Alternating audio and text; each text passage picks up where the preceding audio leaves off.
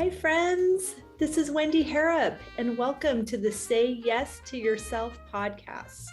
On the Say Yes to Yourself podcast, you'll hear stories from women just like us who are adding the practice of saying yes in their daily lives in big and small ways, and as a result, are experiencing the truth that everybody wins when you say yes to yourself.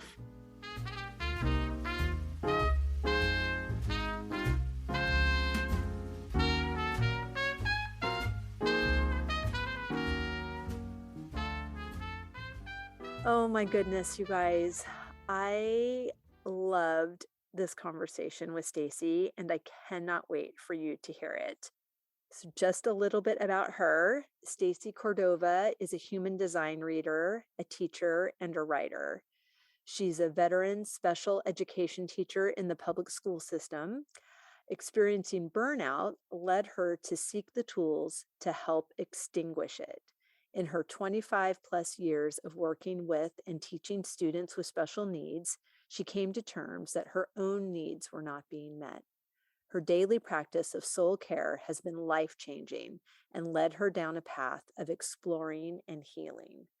She has, in this process, transitioned from self-care to soul care. And we talk about that in our conversation, and it's just beautiful. And then at the end of the conversation, I was reminded about the reason that I wanted to talk to her in the first place. So she is practicing human design, and she explains this ancient practice, and it's just a way of, it's essentially a soul map for life. And you are able to understand and integrate a lot of the things that are important to you now, but you find were really just embedded in you since the beginning. And it's fascinating. And I obviously don't know enough about it and want to learn more. So we are going to record a second episode, and we're going to talk all about human design. And I'm super excited. So sit back, enjoy this fun and fabulous conversation with Stacy Cordova, and just know that a second one is coming soon as well. I hope you enjoy it. Stacy Cordova, I'm so excited to see you and have this beautiful conversation. Thank you for being here. You are so welcome. And I'm so honored because I feel like there's a part of me that's in Paris right now. And that excites me because I've never been. And my dream is to go. So I feel like I'm there with you. Oh my gosh, you're so here with me. So friends, anything that you hear, I am currently in a gorgeous courtyard of a building that was built in the 1600s. And there are neighbors, there are birds, there's wind. There's all sorts of stuff. My hair is blowing. Now there's an interesting hairstyle going on. I didn't know that you've never been here. I would love for you to come with me. That would be so fun. Such a dream. And I just so love that you're doing it and just saying yes and moving, and just doing it. Because how often do we say someday? Like I've shifted from saying someday to soon. It's like soon. I'm going soon. I love that. It's so interesting that you say that. I mean, then let's just dive right in. There's so much gravity to our words. There is so much to the conditioning also that creates those sentences of, well, wouldn't that be nice? Or someday I'll do that. And just kind of sitting and waiting as if hope was a strategy, but actually declaring, I desire to go to Paris. And then it is a decision away. It is. It truly is. It truly the decision is. to put my money towards this as opposed to that. My decision to make the savings happen as opposed to just waiting. And I like your term, the strategy of hope. Hope is a wonderful thing, but you got to do more than hope. You got to do, and you got to make things happen. So right there, action. Yes, my coach, one of my mentors, Gina DeVee, she talks about that being a spiritual bypass, where we're just like, well, if God wants me to have that, then he'll just bring it to me. And it's true, there is divine intervention, and in our dreams becoming our reality, there is most certainly a divine element, but you have to get off the couch. You have to do things. You can surrender to the outcome, but it's an active passivity. It's not taking a spiritual bypass. It's doing what you need to do and being available and open for the divine to do what it does. The divine did its job by giving you that inspiration. That's what it is. It's that inspiration of like, I want to go there. I have this desire for this. Then it's our will to go and do make it happen. So yeah, I believe that wholeheartedly. Yes. So I'm really interested to talk about whatever is on your heart, but I would love to ask, so when we first met a couple of years ago, what came out of that evolution of what you were doing was the self-care commune, which is so beautiful, but you've changed a bit, evolved, pivoted, and it has a new name. And I would love for you to share that and just talk about that Thank transition. you. Yeah, it started with self care because I had no clue what self care was. And so, during a global pandemic, I had time to reflect and look at my life and realize I did not know what this was. I'd never practiced those strategies. I had grown up with go, go, go, go, go. That was my mantra. That was my way since a small child. That, having this pandemic and having a family member's health crisis threw me into a place of I need to do something and I need to change things fast. And so that idea of self-care, was like, whoa, let me explore this. Because never in this process was I ever trying to preach to anybody or tell anyone what to do. It was more my journey of discovering this and how am I doing it? And if I need this, let me just talk about it. Let me just share what I need. And, it was amazing. I had such a beautiful time during, that whole self-care commune days, like leading self-care September. And then, I started to pivot about a year in and I started to look at, wait, no, this isn't about self-care. In fact, I found myself hating the word. Like I would cringe every time I'd say self-care. Like I'd get embarrassed and be like, ugh. And then I started to think like, really, essentially, this is soul care, really about caring for Mm. my soul because it's something that my soul has been craving. I just didn't know what it was. Like I knew I needed stillness.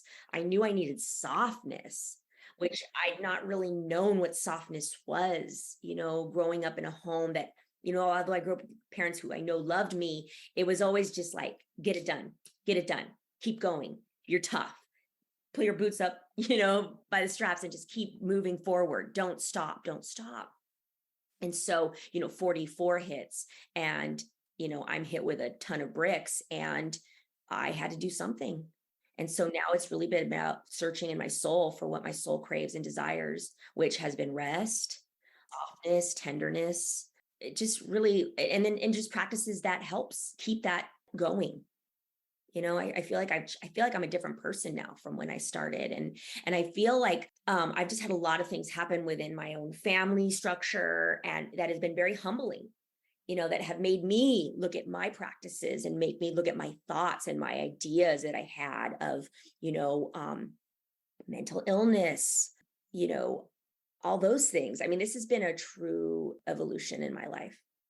Thank you for sharing that. And thank you for also sharing your journey, wanting to discover what self care is and to know, again, what's most personal is most universal. If you didn't know what it was, being vulnerable and willing, the teacher in you, wanting to model that for other people, and then also to model this pivot and say, I never professed to have figured it out, and in fact, it's moving a little bit. And in those times, we were talking a little bit before we recorded. Like right now, I feel like I'm in a period of time where I'm really just only available for positivity and expansive conversations.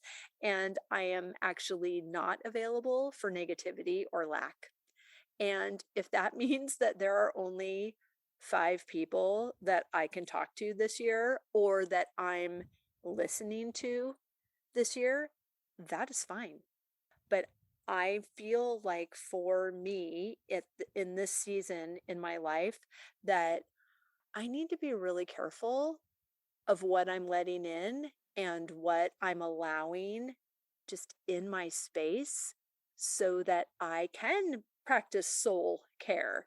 And so I'm really interested in hearing your process and what this has meant for you. Wow, my process has been just constantly changing throughout all of this, and I just follow the breadcrumbs of what I need and what I feel and what resonates in my body.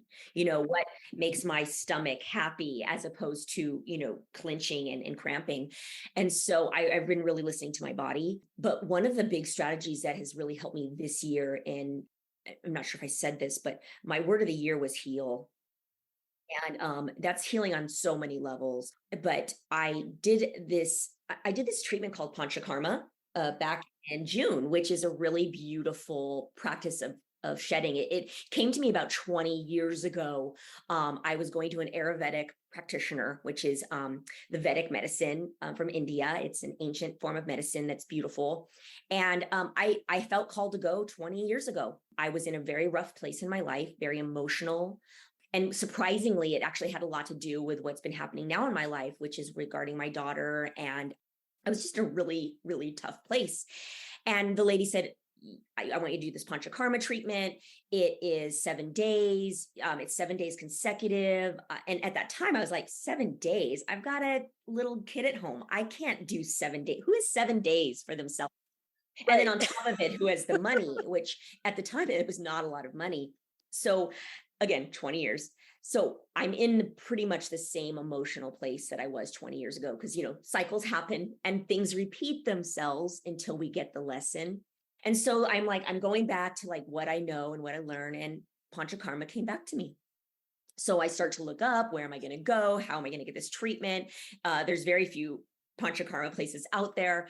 And I end up finding someone near my home in Santa Monica, and she's amazing. So if anyone's interested, her name is Martha Sofer, and she's at Surya Spa in Santa Monica.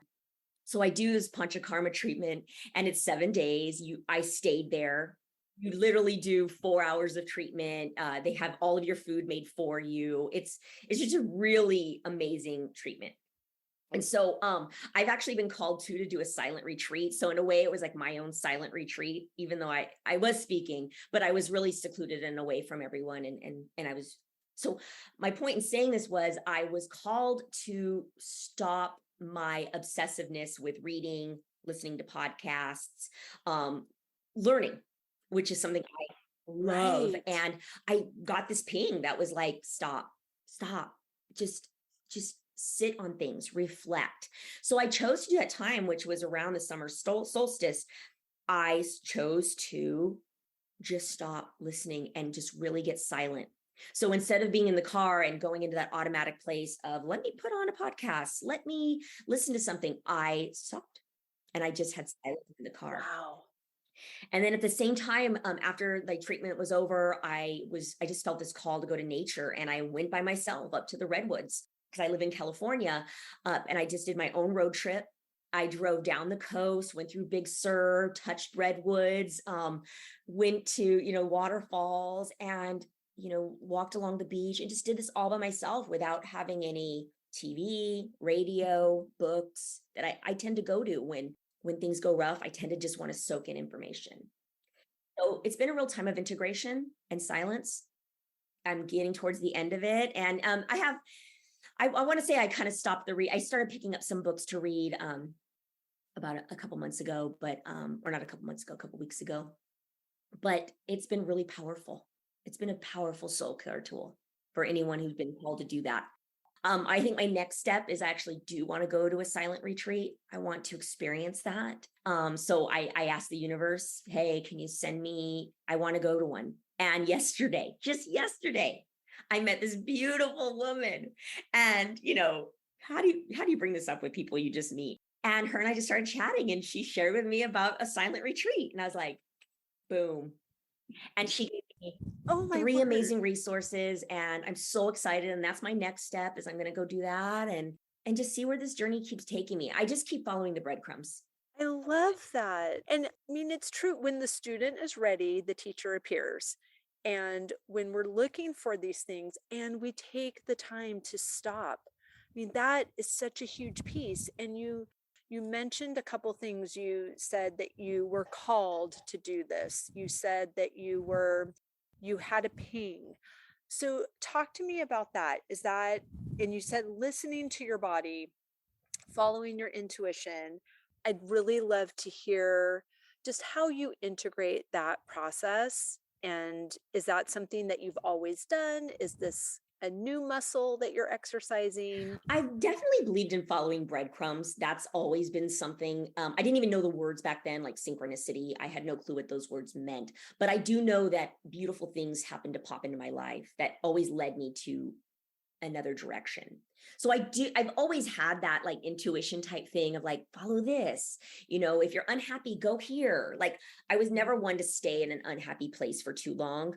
Um, and I give that to my mom and dad, who are always like, make things happen, do it. You don't have to sit and wallow in misery. And so I have that ability to move and shift and change. But this new form that kind of aligns with my self-care routine has been really about prayer. And I'm not a religious person, but I know I'm a spiritual person. I've had my own religious journey with my growing up. That now I've just come from a place of spirituality and just following what lights me up. And then wanting to live a good life that helps others. Like that's my religion.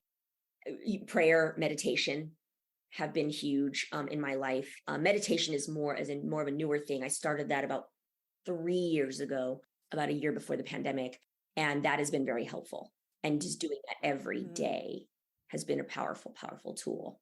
And it's crazy what comes up. I mean, the goal is silence. The goal is, to get in that deep state. But what's amazing is when beautiful, like, messages come through. And then, I always have a journal right next to me because my practice is meditate in the morning right when I wake up. And then I have a journal for morning pages, which I write. And then I'll usually write what happened in my meditation or my dreams. I have a very active dream life. When things come through in dreams, I write them down because I'm like, I feel like everything's a message and it's whether we listen to it or not. 100%. Yes, I have a similar practice in the morning and that includes prayer and meditation. And I've found just to treat it like prayer is me talking to God and meditation is me listening to God. So just that quieting because I can talk and I've got really good ideas. I have lots to say. I'm listening to my body. I'm listening to my heart. I'm listening to like, oh, I want to do all these things and they're great.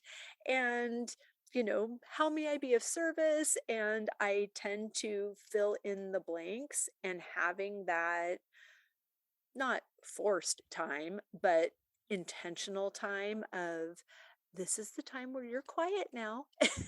And you hear what the divine is saying, that it's the ideas are just so much better than my own. I agree. And yeah, I think too that with that quiet time that you said, I think for me taking that quiet time that month of really the summer to as we approach the fall, just that was my quiet time to listen, to truly just listen to God and to listen to like what needs to happen next, and also what I need to do to heal my heart.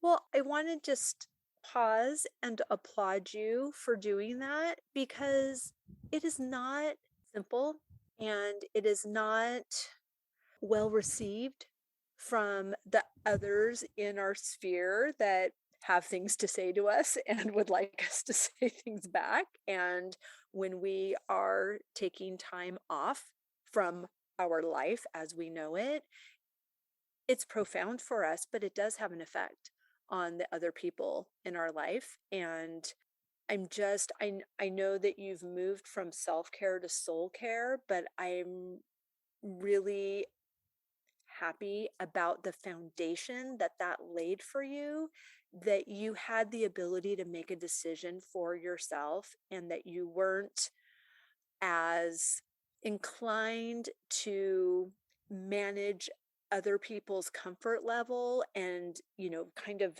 twist and maneuver your time off in a way that didn't have a negative impact on anybody else. And at the same time, you weren't rude to the people in your world. You weren't, you know, like, okay, well, your people are going to have to figure it out because I need some space. You can still do that in grace. I don't think that the only options are, bend yourself into a pretzel or, shut everybody off, that you can even as much as your intuition and your internal guidance is leading you to this thing, it's also taking care of the other people that are affected by that.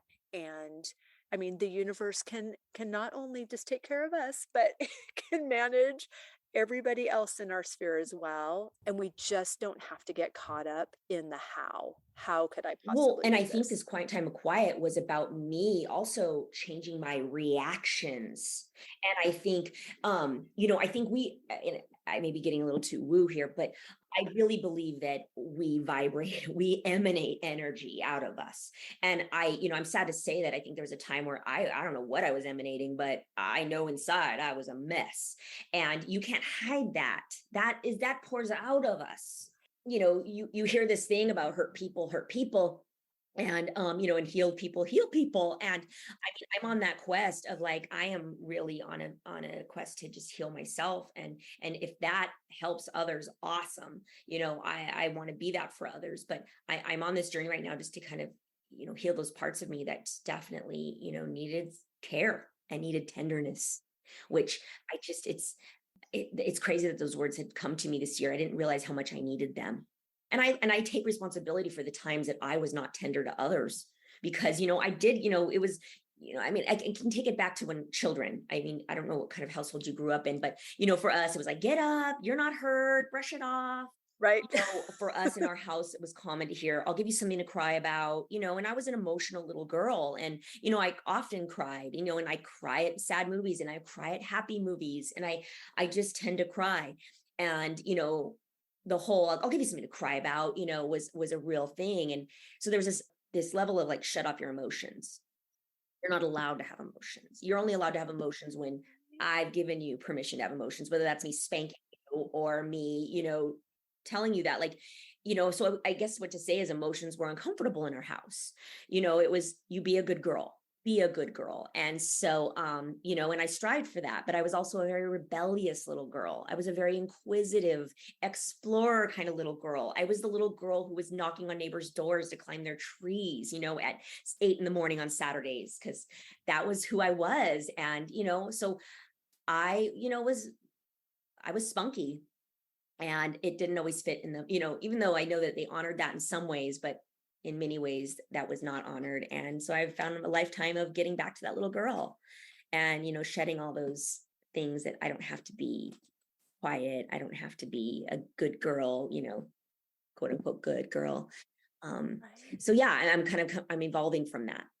I'm evolving that new person. And so, yeah, so talk about tenderness and healing. That's the journey right now. I love that so much. This personal development work is relatively new for me. I'm, probably just 2.5 years in, actually, when we met. And I think it's so fascinating to do this work and to, hear things and learn things about neural pathways that are created before we're age 7, and how we bring those experiences into our adult life, that conditioning. And so to be doing the work at the same time as I was raising a 6, 7, and 8-year old, like, okay, here's your breakfast and let's talk money story, because I don't want you to be unpacking all of this stuff when you're a grown woman like I'm unpacking it. So it's really fascinating to be able to parent myself as I'm parenting Amelia is just such a tender, beautiful gift. And it's one that I can also share with my mom, my actual parent, who we're all doing the best we can, and we don't know what we don't know, and we are the product of our parents' conditioning. They are the product of their parents' conditioning, and until we decide to do something different or be something different and make a change, it's just going to keep replicating itself. And to be open to that and to have it span these 3 generations is it's just It's beautiful. so true. I mean, it's so funny. It's also terrifying at the same time when you learn about conditioning Yes, it because you're is. like, oh, crud. Like, I see completely where it was in my life. And then, I think of my daughter and then I think of my granddaughter. And it's like, and then I get this level of fear because it's like, oh my gosh, I want to stop this now for my granddaughter. And I want to do all this intergenerational work. And yeah, it is a lot, but ultimately I do have the hope that, the work that I'm doing in my life, again, is emanating out and healing these other generations. And Yes. I've already seen it with my mom, you talk about money stories. It's fascinating because when we grew up, my mom grew up in a home where her mother was not treated very well. And the father he ruled and he worked, so it was his rules. And Oh, his and his money. money. Oh, 100%. And my sister and I, we grew up, my mom always like, you make your own money, you support yourself, you never depend on a man. You and my sister and I are very successful women before we met our husbands. So, we were the ones who owned homes. It's funny, we met men who did not own their home. Like, we were the ones who owned homes. We were the ones who had, this strong foundation. And I'm so grateful for that. But some of that conditioning too for me has been never to let a man really truly in, because it's like I got my own, I can take care of my own. And so Right? I'm really working on that kind of thing. Like, how do you balance that out? I'm so grateful for her lessons and I think we've been successful, but darn it, if it's not, there's always these pieces that come through, and It's true. You mentioned about, being the good girl and, even being I don't know if you said being quiet or being too loud, but I'm really mindful of that as well, and I don't think I ever necessarily heard that as a child, but during the pandemic, where Amelia was homeschooling, like everybody, remote learning, and Keith was working from home, and I found myself saying, okay, keep your voice down.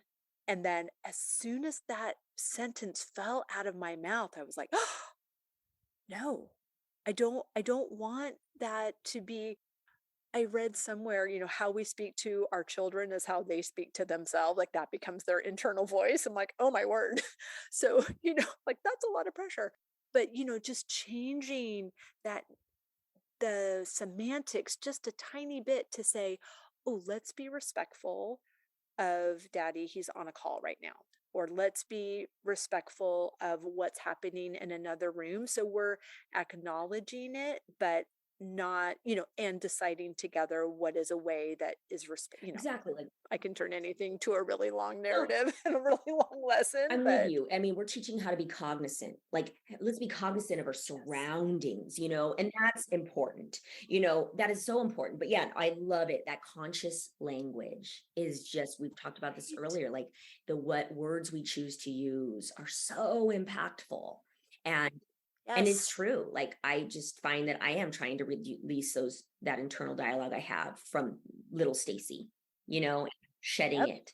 Like, my voice matters. I can Yes. speak. My opinion matters. My needs matter because it's not always about everybody else. And we're raised in that, like, you take care of everyone else before you take care of yourself. And that's beautiful. And I think taking care of others is extremely important. I want to make sure I say that very clearly. Like, but it's also For ourselves sure. as well. And it's like it's this symbiotic. I'm doing the infinity sign because it's constantly ever flowing. That's true. And I we can only give from our reservoir. We cannot give from an empty cup. You can't. I've heard someone say, give from your saucer. So you fill your cup first, and what overflows onto your saucer is what you have available because it does seem the opposite of how we were raised, or what, even in the church, it's like, love others. But the Bible actually says, like, love others as you love yourself. Like, there has to be a practice there, because denying yourself, not denying, not being selfish, but self-abandoning so that other people can have everything that they need, want, and desire to the detriment of yourself. That's where there's a problem. That's a Well, disconnect. absolutely. And I think growing up, it's like, well, you give that and then things come back to you, and it's not that's why you give. I mean, but it's like I remember Right. that parable, or but Right. what's You reap what reap you what you sow. sow. But I think that there's also times where, like, we have these expectations, like, oh, I've been giving this, but then you don't get anything back in return. And it's like, so yeah, it's really about finding out, how do I give because I'm full. I don't give with any other Right. expectation. We're all one. So what I give to you, I am actually giving to myself. And what I give myself, I am actually giving to you. Exactly. It's beautiful. It is. It's been a journey. I'm still on it. I'm still still doing this. I'm still finding all those things that nourish me, and bringing all this along the way. Like, I'm a huge devotee of sound baths, and I've been going to them for years. And I would always go by myself, but now I've been like, Mom, you want to go with me? Joe, my husband, you want to go with me? And it's, these are people who are not into this at all, and the reactions that I've gotten from them have been so amazing. And how, so it's, everyone's slowly starting to come around to those interesting tools. To your woo-woo Moving side. that. I've never experienced a sound bath. Tell me about Oh, it, they're please. just so magical. So gosh, how long have I been going to them? Ooh, like 10 years I've been going to them. They're these type of, it's like basically going into a deep, deep meditation. It's been really profound, and like, there, it depends on who you're with, but some use these bowls, others use other instruments, and they put these frequencies on, these sound frequencies that really put you in a deep meditative state. And so I have some where I have snored, where I've completely fallen asleep, and the person next to me has had to like touch me to make me stop snoring.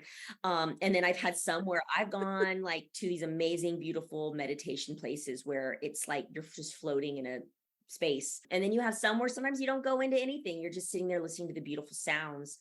But my husband said it really beautifully. And I mean, it's in the name, but he goes, I go, what did you feel like? He goes, I felt like I was washed and bathed in sound, which I know seems so basic, but it was like, it's true. It's just like you feel like you have, when you go through the car wash and the sponge comes along the car when you're inside of it. It feels like that with Yes. sound. And it feels like it Wow. shakes things up within you. Cause I literally leave and you just feel like you're like floating a little bit. That frequency, like you said, there is a Yes. vibration that we are emanating and that is being bounced back to us. Exactly. And so that's been, I try to go do monthly of those, with different practitioners, and just really kind of have that, like, it's like a little car wash. It's a little car wash for my Love it. vibration. I love that. Oh my gosh, that's amazing. How now I know that you are working on a book, and can you share how is this evolution in your life? How is that interacting with the book? Is one leading to the Oh, yes. other? How is this great circle coming together? It's so, it's funny when I tell people I'm writing a book. So I'm writing a book. It's actually about my family. And I spoke earlier about like intergenerational trauma. And this is absolutely intergenerational trauma. My great aunt, which is my mother's aunt, was forcibly sterilized when she was 13 years old. She was forcibly sterilized by the state of California. So I have been doing active work with some advocacy agencies in the state of California to seek reparations for the victims of forced sterilizations. It's really quite sad. So people who were sterilized in the state of California, it was often immigrants, it was often minorities, it was often very poor people, and there was this idea of called feeble-mindedness. And I think it's really important to talk about now, because we are actually seeing a resurgence in this type of thinking. It's what we call a eugenics thinking, where, who is valuable, who is worthy of procreating. And so my aunt was 13. Again, I keep saying that because it's just so traumatizing. She was taken to a mental Yes. institution and she was deemed feeble-minded, then had her fallopian tube severed and was never allowed to have children. So this happened in my family. No one really spoke about it, but I did a college. I was doing a project in college. This was in the 1990s, 1998 to be exact. And my aunt told me this happened to her. She told me this about 3 months before she died. So I talk about synchronicity, talk about like no one ever spoke about this. This was the family's absolute hidden secret. And the saddest part is it was my mom's father, her brother, who took her. He helped take her to the institution Oh my, to have this done. So she was at the time 22. This was during the Great Depression, so everyone knows this was a long time ago. And this was not that long I know ago. it was less than 100 years ago. Um, just to give the history sense of it all. There was a lot of feelings behind it. But my point in saying this long story is I'm writing a book about my aunt's life who was forcibly sterilized. And I actually talk about my life of being a teen mom. And I was 15 when I got pregnant. I was not ready to be a mom, absolutely not ready to be a mom. And of course, I take responsibility for my actions that led me to get pregnant. But I remember being very not ready and expressing that to my family that I was not ready. And my daughter's father was not ready. We were just two young, scared kids. My parents believed that, no, you are ready. You made this choice. You deal with it. And so, my daughter's 30 years old now, and she's an amazing, amazing woman. But those emotions that you feel, and the ability to have choice is really huge in my life. The ability to have choice, and my aunt's choice was taken away. I did not have a choice in my life, and I share this journey. I love being a mom. I love my daughter very, very much. I love my granddaughter. I'm grateful for all this, but this idea of having choice is what I write about. So it's a saga. I mean, it travels 3 generations. It now even travels longer to my granddaughter. But this book has been a big part of this process because it's traumatic to talk about, what happened to my aunt, and then to hear, the family's reactions to it. Like my mom, her reaction when I first asked her about it was like, well, Stacy, that was a different time and things had to happen. And like there was no sympathy, no compassion for my aunt, who my aunt struggled for the rest of her life with anger. And rightfully Yes, so. absolutely. I mean, so she was 13-year-old being molested, and and then this happens to her. And so I just think that lack of compassion that, I mean, I feel like my mom gave, and my mom has since, I know my mom has more compassion about it, but that was very common. Like, well, she did what she did. Well, it's so interesting because you said the family didn't talk about it. So, at one point in time when the family did talk about it, that was the narrative. And when we repeat a narrative internally year after year after year, and then we have the opportunity to utter that outside of our body as a grown, mature woman with life experience and have it sound so unsympathetic, so unempathetic, just like, what? Why? How is that your reaction? But that it just brings us back. Words are so important. And the words that we hear and the words that we say to ourselves over and over and over again do have impact.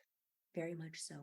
Very much so. And I'm seeing it. So this book is not only about reproductive rights, this book is about intergenerational trauma. This book is about healing that trauma because I truly believe that it comes down.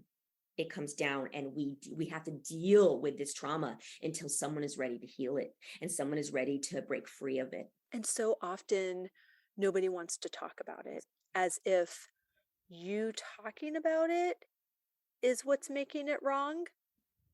No, no. You are you are sharing a truth that Yeah, happened. You talking about it is not wrong. exactly. What happened is wrong. That's the Well, injustice. and I'm sad to say that for a long time we didn't talk about it. So when my aunt told me in Right. 1998, and then, I asked my mom, like, what? What? And this is before cell phones. This is, huge. My mom was like, well, we just don't talk about it. It was really a horrible time. And, my only line was through my aunt or my mom, because everyone else, a lot of people had died. So, to be quite honest, we didn't talk about it for a really long time until I started to work with a researcher, Dr. Stern, out of University of Michigan.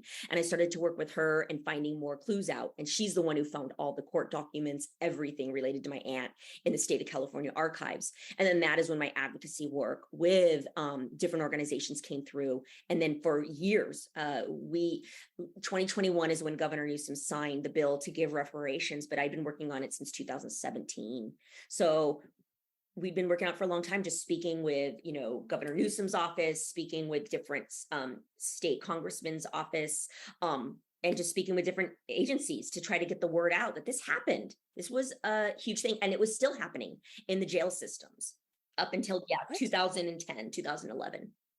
I have no It's words. crazy how people don't know about this. And so, I'm lived in California my whole yeah, life. no one knows about it. And we think of California as this beautiful liberal place, but and it Right. is. I mean, believe me, Yep. I'm California living all the way. But there was a dark time. And this was a very dark time. I mean, in our history where, this was systemic racism, systemic classism, systemic prejudice at a state level. And the sad part is, it's scary. If we don't learn this, we repeat it. And I see a lot of the same talk happening now, and it's scary. So I'm here just to be a teacher that I am. So to go back to soul care, I absolutely 100% need this soul care work to help me do this book, to help me finish writing the story, because I've wanted to give up many times because it's painful. I'm dealing with very painful things, not only my own pain, my daughter's pain, my mom, my aunt's pain, and the generations that came before that led up to that. Well, again, I applaud you. You're so courageous. Even your courage in choosing a word for the year of heal. I mean, if that's not an invitation to for surgery, that is, it's like, don't ask for patience because you'll have all of these opportunities to practice it. You made the decision and you want to be the best version of yourself. Yeah, that's the goal. And that's beautiful. Thank you. That's beautiful. Thank you. It's not easy, but or No, it's not been simple. But I don't live a simple life, and I'm here to do figure things out. I'm here to live the best life I can, and I'm here to just, move forward and do do all I can to help and help others. and you crave information and you crave learning and you crave justice I do.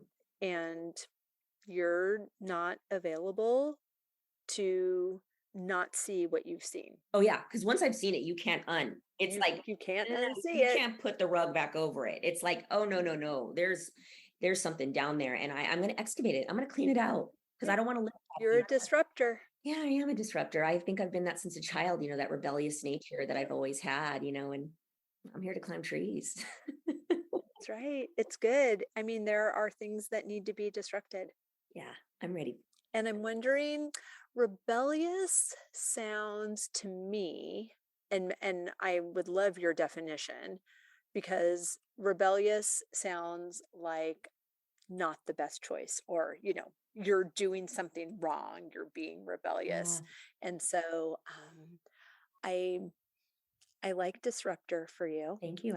because it sounds more intentional. And Cindy Rodriguez is the person who shared that word. She is a disruptor with LMU Girls. And yeah, a disruptor of social injustice is that's quite a torch you're carrying, ma'am. It is, but I have to say, I have to go back. I've actually reclaimed the word rebellious because I I did love it. used to think that it had Yeah, negative tell me. connotation. And the more that I've just come to terms with my rebelliousness, it's led me to such beautiful places, and it's led me to such helping people in many, many ways. Like my ability to I created jobs for myself with this rebellious nature, and just being willing to ask and be like, hey, I think this is needed because of this is this, and having things happen, in public school system, I've created a job for myself. Now, granted, burned me out to no end, and I evolved and moved on to the next career. I've really come to love that rebellious part of me. Talk about the shadow, I took what was a shadow word and I truly made it into no, I'm proud of my rebelliousness. I'm proud of that I'm a disruptor. I'm proud that I I shake love it. things up, and I am proud of that. I'm very proud of that. I'm proud to know you. I'm proud to know you. I know. I feel like we're doing all this really good work, and it's just exciting to see the evolution of both of us. Yes. Oh my goodness. I have loved this conversation, Stacy. Can you tell us where people can find out about your book, where they can support your work, how you are inviting people into this soul care commune? Tell us all the things. Absolutely. I mean, there's just so many things in my repertoire that I'm working on, my book. I'm so lucky that, the Associated Press has interviewed me and it went viral, and so many interesting, that was at the time when Governor Newsom signed. So you can look up Stacy Cordova Diaz, Stacy Cordova, and you can do it for sterilizations, and I pop up with my interviews on Telemundo, my interviews on NBC, different interviews, San Francisco Chronicle. So that's if you want to know a little bit about my story in the book. The book's coming soon. I'm still working on it. I'm still healing through it.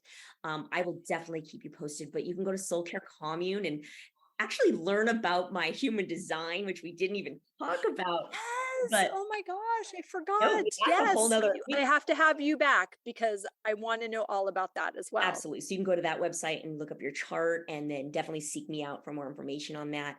It's been a tool that's helped me, a definite soul care tool, and it's a tool of alignment, which we can talk about that as well. So yeah, come see me there, Instagram, Soul Care Commune, email me, all of those good things. So I love it.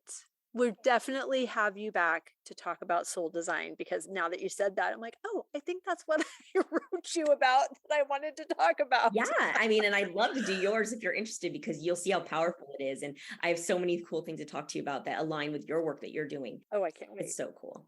And my word for 2022 is aligned. So Ooh. I received that invitation, and I really look forward to what we discover together. Oh, Wendy, be ready. I'm ready.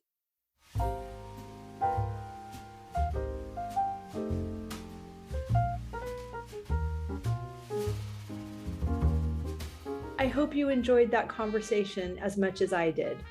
As always, any links or notes mentioned can be found at phineaswrighthouse.com in the podcast section of our site, or in the show notes below. And if you haven't connected with me personally, come find me on Instagram at Phineas Wrighthouse and let me know you listened to this episode. I'd love to get to know you. Thank you for sharing this time with me. I know your days are full, and I'm really grateful that you chose to spend some of your precious time right here. Be sure to subscribe to the podcast so you don't miss any of these delightful conversations. I'll see you next week.